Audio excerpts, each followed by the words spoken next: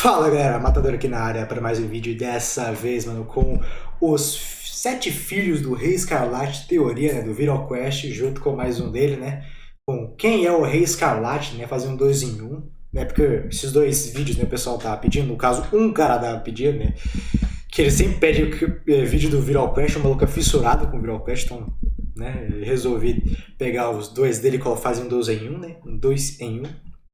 E é isso, vamos começar aqui. Mano, eu gosto muito do Viral Quest. Eu sempre falo em todo vídeo da parte do início dele, né? Da entrada. Olá, amante do terror. Quer ver? Olá, amante do terror. No vídeo de hoje, mas ele fala agora, ele tá falando mais normal. Possíveis filhos do rei. Ele tá falando mais normal, antes ele falava mais sombrio. Certeza de quem são, amante do e os terror. outros 5? É o que vamos ver aqui hoje. E lembrando, são apenas suposições. Não se sabe se é isso ou não. Beleza, bora então, vai.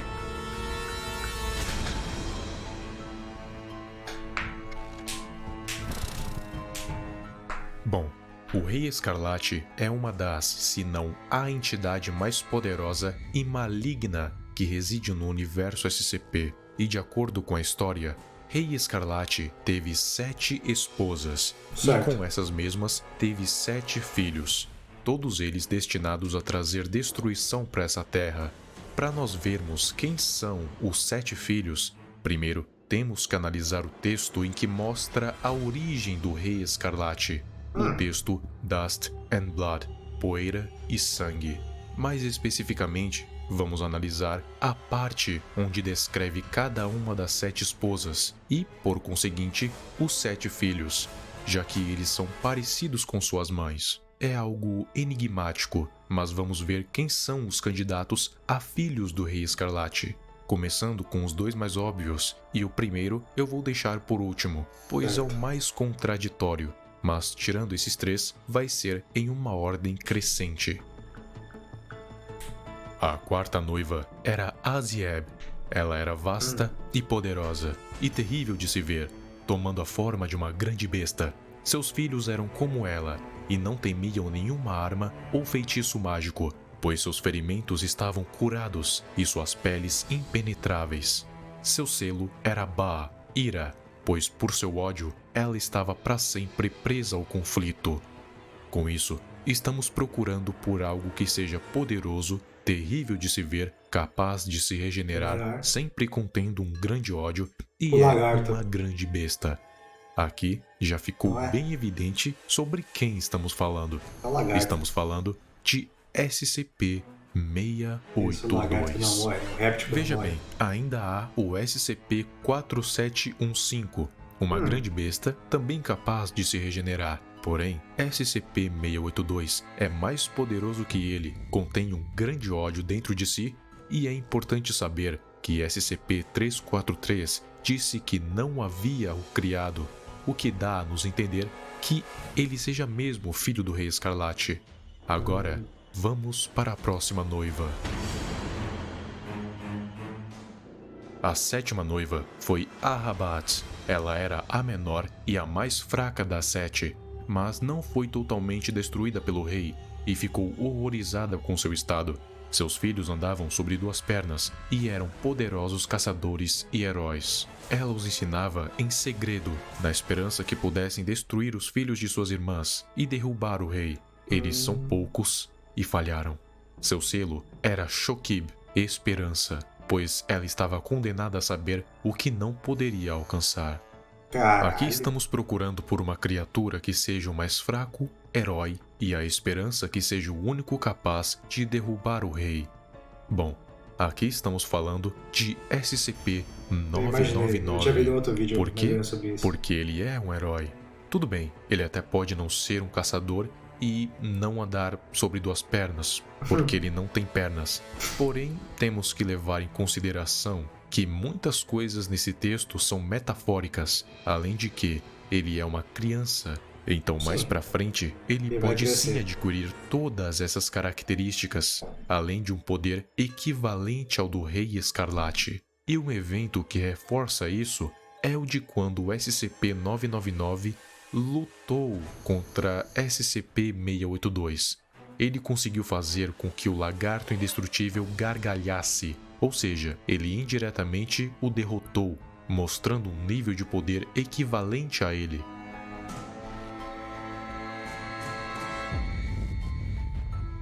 A segunda noiva era Agor. Um grande buraco se abriu em sua alma que ela não conseguia preencher. Então ela se desesperou e chorou. Ela gerou muitos filhos, e seus filhos criaram exércitos em uma maré impensada para seguir em frente e conquistar. Seu selo era Kifen, saudade, pois nem o rei, nem os seus filhos poderiam fornecer o que ela procurava.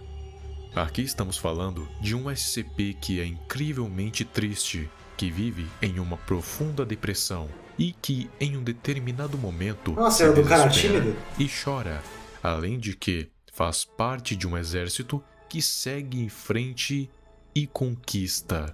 Este pode ser SCP-096, um SCP que vive em profunda tristeza e É o do quando cara alguém tímido. olha o seu rosto, ele se desespera e chora, e logo em seguida corre atrás dessa pessoa e a mata, e nada impede o seu progresso, ou seja, ele segue e conquista.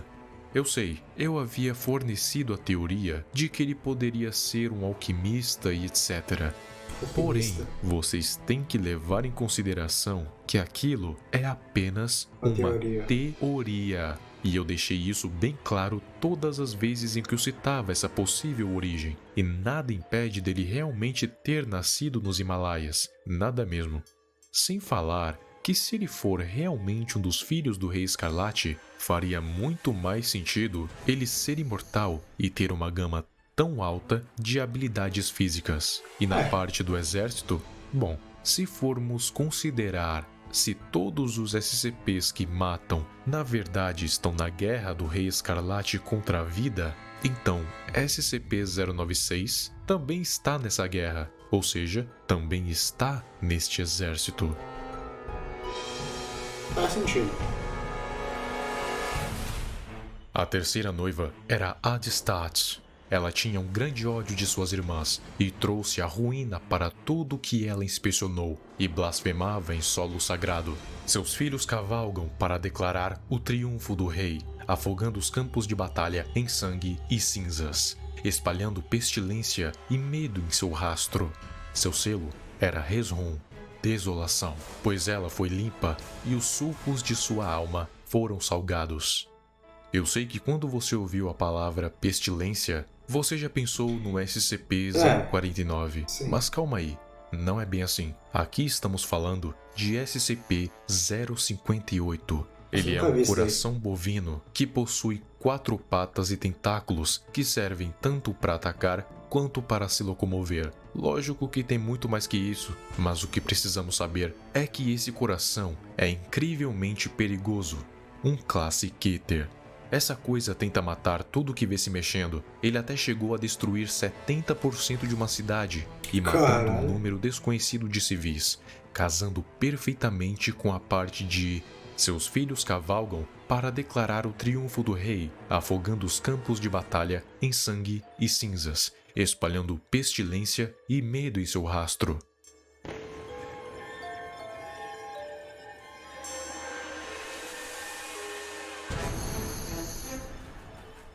A quinta noiva era Anot. Ela tinha uma mente forte, embora o corpo fosse frágil. Seus filhos eram sábios nos caminhos da magia e criaram grande destruição, mas por conta do seu poder, o rei os aleijou, para que não se levantassem contra ele. Seu selo era Ner, falta, pois a sua sede e a sede de seus filhos nunca se apagavam. Algo ou alguém com um corpo frágil, no âmbito da magia, tende a ser incrivelmente poderoso. Este é um SCP que nós já vimos no vídeo do SCP-343. A SCP-239. Não conheço. Pense bem, ela tem o corpo frágil, por justamente ser uma garotinha de uns 7 ou 12 anos. Porém, ela tem simplesmente o poder de fazer com que tudo o que ela deseje vire realidade.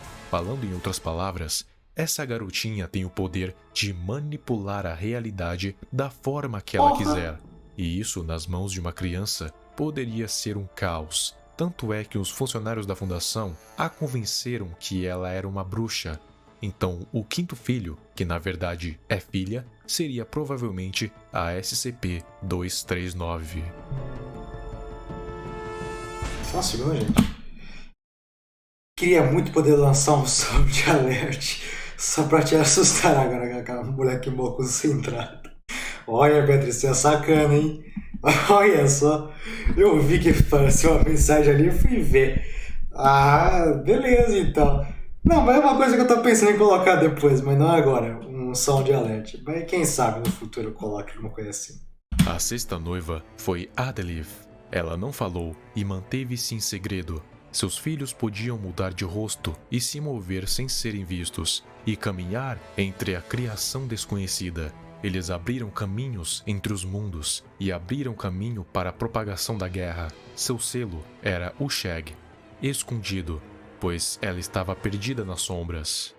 Então um filho que pode mudar o seu rosto e nunca ser conhecido ou reconhecido. Há um SCP que tem literalmente o nome de O Desconhecido, o SCP-055, conhecido também como Anti-Meme. Ele é um SCP que ninguém sabe quem ou o que é, pois qualquer um que vá tentar desvendar acaba esquecendo momentos depois, antes mesmo de conseguir anotar qualquer coisa ou desenhar. A informação simplesmente vaza da mente. E resumindo, ninguém sabe o que ele é, o que faz, de onde veio, enfim, completamente desconhecido. Tudo bem, na descrição está falando sobre o filho supostamente conseguir abrir caminhos, o que pode ser interpretado como portais. Porém, o desconhecido é o desconhecido, então não temos a mínima ideia do que ele faz. Então, é perfeitamente plausível que ele possa fazer isso. E agora, finalmente... A primeira noiva foi Arivik. Ela era amada pelo rei, embora seus filhos fossem poucos. Por sua lealdade, seus filhos se tornaram mais sábios do que todos os outros e conheciam bem os caminhos da guerra. Pelas mãos, eles guiaram a guerra e levaram a vitória. Seu selo era Vaduk, domínio, pois assim como ela buscava o domínio, também era dominada. Caralho. Bom, essa aqui é uma das Nossa, mais complicadas até agora. Só coloca umas frases filosóficas, né? Caralho. Só o dialeto dele aí ia meter. Ah, tá. Já tô aqui. Maldade, FDP deixou só o de alerta off. Ora, por justamente a descrição ser muito vaga, e não temos certeza de quem pode ser. Vários SCPs já foram candidatos, como o SCP-035, SCP-169 e SCP-053. E a mais popular até agora foi a SCP-053. A SCP-053 foi uma das únicas coisas capazes de domar SCP-682, o que é incrível, principalmente na parte em que sabemos que ele é o quarto filho do Rei Escarlate, a Ira, e a Ira foi suprimida na presença da SCP-053. Porém, SCP-053 é uma o resto da descrição parece não que se sim. encaixa com nada. Mas que tem eu vejo uma ela. ideia de um outro SCP que poderia ser também. O Ok, mas outro vídeo que ela comentou, sei lá. SCP-1440. Ah, desse maluco eu já vi. De lugar nenhum. Um SCP de origem totalmente desconhecida, porém muito sábio. E em uma entrevista pareceu conhecer as diversas coisas sobre os seus irmãos. Que inclusive, de um deles ele fala que ele nunca aparece e é desconhecido. Pois é, um SCP de origem desconhecida, que tem irmãos e é mais sábio do que eles. E de brinde, qualquer população humana ou objetos artificiais são destruídos em poucos dias com a sua presença, o que o torna um bom candidato a um possível primeiro filho do Rei Escarlate. E você, tem alguma ideia do que podem ser os filhos do Rei Escarlate baseado nessas descrições? Se sim, deixe nos comentários. Eu vou adorar ler.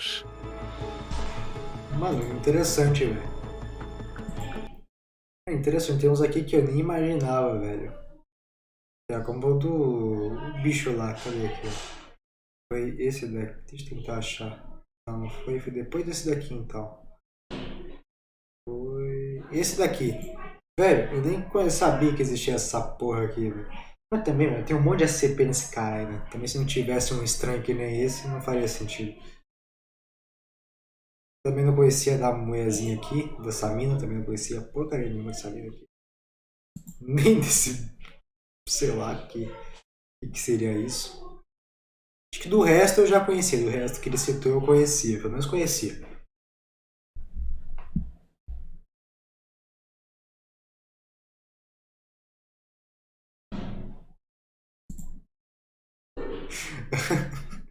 Ó, pra quem não entendeu, eu tô em live, tá? O pessoal do vídeo aí que tá vendo. E podemos ver aqui que a Beatriz, a coitada da Beatriz, ela está muito decepcionada.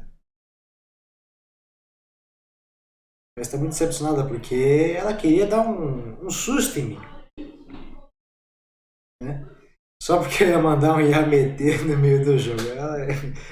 É complicada a situação aqui. Na próxima live eu vejo se eu consigo ligar o som de alert, beleza? É ritual. Ah, tá. Entendi. Agora vamos dar o Rei Escarlate aqui, vai. Olá, amante do terror. Tudo começa com o início da criação, na época em que a grande árvore do conhecimento foi plantada. E dela todas as outras coisas foram criadas, inclusive a escuridão. Muitos deuses anciões nasceram da escuridão. Inclusive, acredito que entre eles estava Makhain e Yaldabaoth, mas é só uma teoria.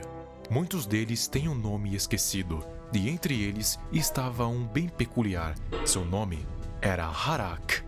Harak não foi grande em sua formação, muito pelo contrário, era pequeno, assim como todo deus em sua formação, mas algo o tornava diferente de seus irmãos e irmãs. Ele se conhecia e conhecia o espaço em que estava, só que muitos dizem que muito conhecimento gera dor.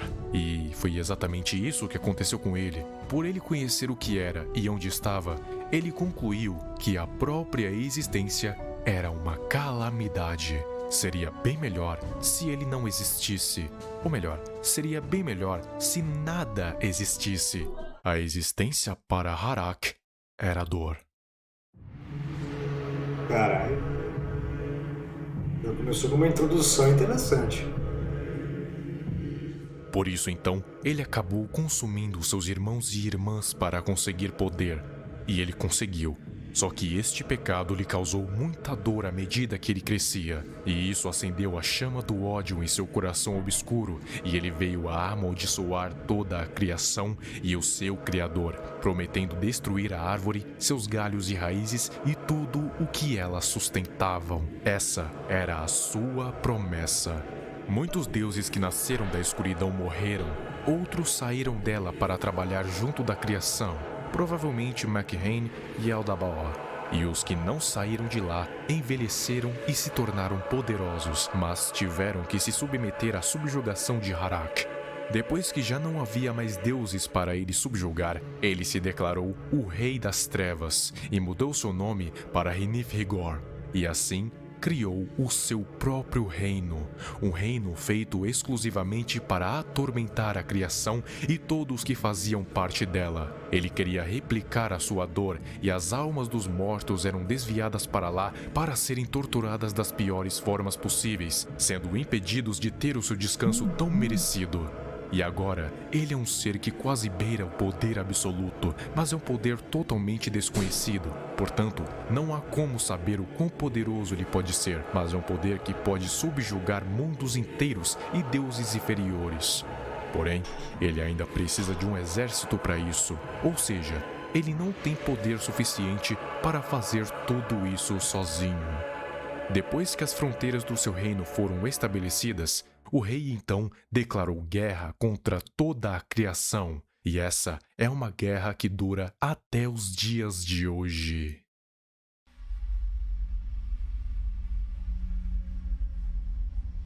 Dos deuses que o Rei Escarlate subjugou, Sana era a mais bela e sábia. Ela foi uma das poucas que não ficou no reino da escuridão por vontade própria, mas não conseguiu fugir de lá por conta das circunstâncias. Ela declarou sua devoção total ao rei com suas palavras, mas não com a sua alma. Com a guerra finalmente declarada, o rei tomou Sana à força e ficou com ela por 7 dias e 7 noites, até que Sana finalmente se tornou quebrada. De seu útero nasceram 7 garotas, e depois disso, Sana veio a falecer. E o rei ficou conhecido como Shormosh-Urdal, o Rei Escarlate. O rei esperava que nascessem 7 filhos com seu sangue para lhe ajudar na guerra, mas em vez disso, nasceram 7 filhas.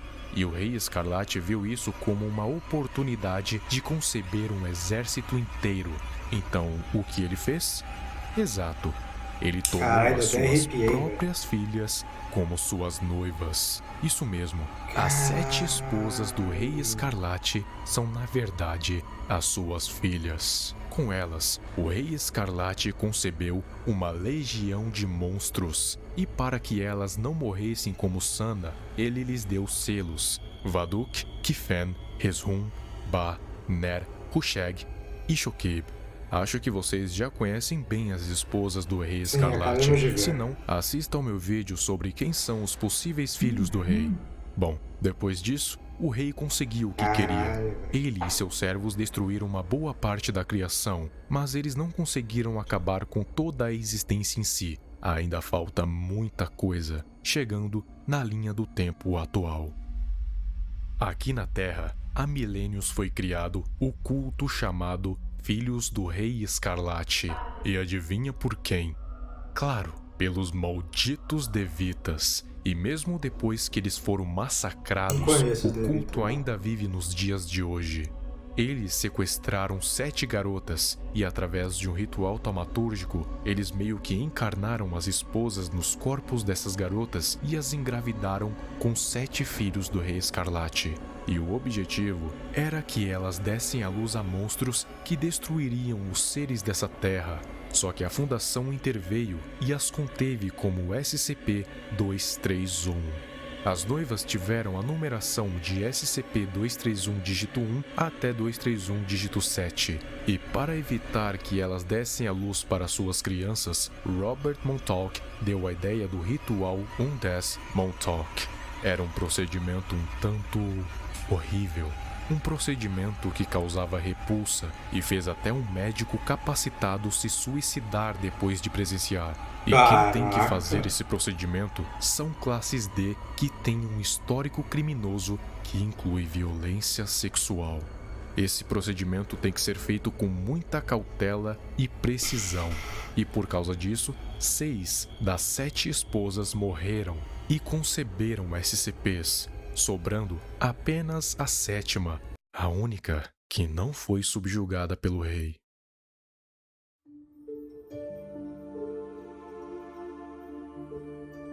Caralho, que pesada a parte do bagulho ali, velho. Ela ficou sendo submetida a um Desmond Talk durante um longo tempo, mas depois de uma decisão do Conselho O5, eles decidiram que iriam deixar a 7ª criança nascer, pois eles acreditavam que por ser a 7ª esposa, a criança não seria um monstro, e sim um herói. E assim foi. A 7ª esposa deu à luz a um SCP bastante recorrente aqui no canal, e o seu número de entrada é 999, uma massa gelatinosa que tem o poder de fazer todos ficarem felizes. Não importa o tamanho da tristeza, não importa o quão derrotado, SCP-999 tem esse poder, sendo capaz até mesmo de curar momentaneamente o SCP-682. Fique sabendo que ele é esperado de ser o trunfo da Fundação contra o Rei Escarlate. Isso quando ele atingir a maioridade, mas ele não vai derrotar o rei pela não tá dando, velho. Eu tô tentando, sério, eu tô olhando aqui os comentários. SCP de serotonina. Força, porque seus irmãos tentaram isso também. E adivinha só? Todos eles morreram. SCP-999 vai curar a alma do rei, retirar o seu ódio, deixar o ser mais maligno do universo feliz. Na proposta de Tufto do SCP-001, Rei Escarlate não é um Classic Eater, muito menos um Classe Apollyon. Acredite se quiser, ele é um Classe Safe. Mas por que ele é um Classe Safe? Porque tentar contê-lo é desnecessário a essa altura, e a resposta para isso é o procedimento Undesmond Talk. Muitos sabem que este é um procedimento cruel e horrível, mas o que muitos não sabem é que ele é uma mentira. Sim, uma mentira. Ele nunca aconteceu. Quer dizer, na verdade, ele aconteceu, mas não é tão horrível quanto dizem. O abuso, o médico que deu um fim à sua vida, tudo isso é inventado. É fachada. O que mostra o que realmente acontece no procedimento. A sétima noiva entra na cela e deita em uma maca. As enfermeiras deixam ela o mais confortável possível. Um Classe D entra na cela, chega do lado da garota e começa a ler uma história para ela dormir. E quando ela cai no sono, o Classe D sai da sala. E é isso o tão terrível Undesmond Talk. Só que é claro, nem sempre foi assim. Realmente no início, o procedimento era terrível. Só que depois de eles falharem 6 vezes, eles resolveram fazer algo diferente. Mas por que ainda dizem que o Undesmond Talk é tão horrível? Eu vou responder isso com a frase do Dr. Targus. O demônio não precisa ser contido por atos horríveis e repugnantes, Montgomery. O demônio só precisa acreditar que atos horríveis e repulsivos estão sendo cometidos em seu nome. A documentação que criamos, os terríveis rumores sobre o procedimento Undesmond Talk, os relatos de suicídio dos médicos que trabalhavam nesse projeto, tudo isso é tudo uma farsa. Tudo para convencer o demônio de que estamos fazendo o pior possível a essa garota. Esses procedimentos, essa campanha de medo, tem permitido a nós a semear o medo nos corações do pessoal da Fundação. E esse medo satisfaz o monstro. Caralho! Stonks demais, velho! Caralho! Não imaginava! Véi, até arrepiei! Simplificando, eles não precisam fazer atos horríveis para conter o Rei Escarlate. Eles precisam fazer ele acreditar que está acontecendo atos horríveis em seu nome. E precisam fazer os funcionários da Fundação acreditarem que estão acontecendo atos horríveis, porque isso alimenta o medo, e o medo mantém o Rei Escarlate contido. Mesmo depois do SCP-999 ter nascido, eles ainda continuam o processo. Tanto é que no documento do SCP-999 não diz onde ele foi descoberto e nem diz a sua origem, porque eles querem manter os funcionários acreditando que o procedimento ainda está acontecendo, pois é isso que mantém ele contido, e é isso que faz ele ser um Classe Safe, porque o Rei Escarlate não tem olhos para ver a brutalidade, não tem ouvidos para ouvir os gritos, ele só consegue sentir o medo e a angústia. O procedimento Undesmond Talk não passa de um símbolo, e deuses antigos são limitados pelos símbolos, isso incluindo o próprio Rei Escarlate. E enquanto ele estiver sentindo, ele não vai vir pra cá, e não vai destruir a nossa realidade. Pelo menos não ainda. Pelo menos não antes do herói entrar em ascensão. Não antes de Tickle Monster dar um fim ao ódio do Rei Escarlate e acabar com a guerra de uma vez por todas. E finalmente, os vivos e os mortos vão poder descansar em paz. Caraca, mano, até arrepiei. Cara, que história genial, velho. Na moral, achei muito genial essa parte ali, velho. Do bagulho. Eu sei não, mano. Sei não, achei muito genial. E agora a outra mandou a serotonina, foda-se de novo. Aí é foda. Mas, cara, que genial isso aqui, velho. Mano, eu não imaginava que genial esse bagulho. Mano, eu fiquei muito surpreso. Não imaginava que era tudo uma farsa ali os bagulho. Tipo, depois das outras mulheres, claro. E depois chegar na última. Caraca! Mano, muito da hora a parte do cara, dos caras terem a sacada. Mano, o maluco não vê, não ouve. Então, ele só sente. Então vamos fazer ele acreditar que tá acontecendo os bagulho quando não tá. Caraca, mano, foi genial isso aqui, velho. Que genial! Bem, é isso. Se vocês gostou da minha reação, por favor, deixe o like, compartilhe o vídeo, se inscreva no canal se não for inscrito. Ative o sininho para receber notificações dos próximos vídeos. Veja sempre a descrição aí, que eu sempre deixo o link do vídeo reagido, no caso desse, os links. E também o link do meu canal, não, né? Minha conta do Instagram, aí embaixo. Segue lá que eu vou tentar dar umas postadas ali. E é isso. Falou, galera.